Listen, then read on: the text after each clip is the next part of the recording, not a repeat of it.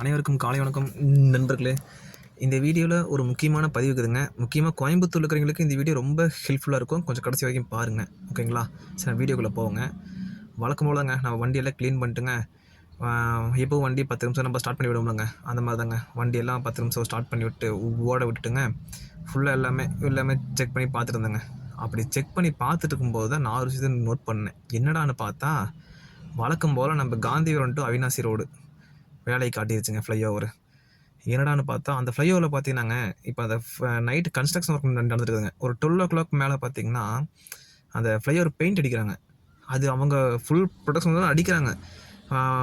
வண்டி லேன்லாம் சேஞ்ச் பண்ணி விட்டுட்டு அடிக்கிறாங்க. இருந்தாலும் நாம் எப்படி ஓரமாக ஒதுங்கி போனாலும் அவங்க அந்த ஸ்ப்ரே பெயிண்ட்னால் அந்த ஸ்ப்ரே பெயிண்ட் மாதிரி அடிக்கிறாங்களா, அது அப்படியே மேலே சாரல் மாதிரி வண்டி ஃபுல்லாக அடிச்சிருதுங்க. எனக்கு ஆல்ரெடி ஒரு வாட்டி பட்டுச்சுங்க. நேற்றுக்கு நைட்டு ரேஸ் கோர்ஸ் ஹோட்டலில் ஒரு கஸ்டமரை ட்ராப் பண்ணிவிட்டு ரிட்டன் வரும்போது மறுபடியும் இந்த பிரச்சனைங்க. வீடியோவில் காட்டுறேன் பாருங்கள்.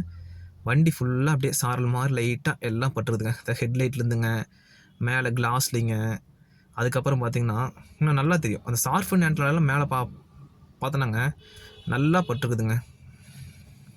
காட்டுறேன் பாருங்கள்.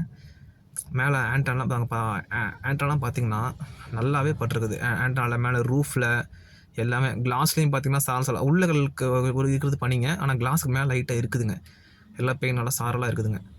வேறு வழி இல்லைங்க. போய் பெட்ரோல் வாங்கிட்டு வந்துங்க. ஃபுல்லாக போட்டு துணியை போட்டு ஃபுல்லாக வரக்கு நல்லா இழுத்து ரெடி பண்ணியாச்சுங்க வண்டியை. ஓகேங்களா?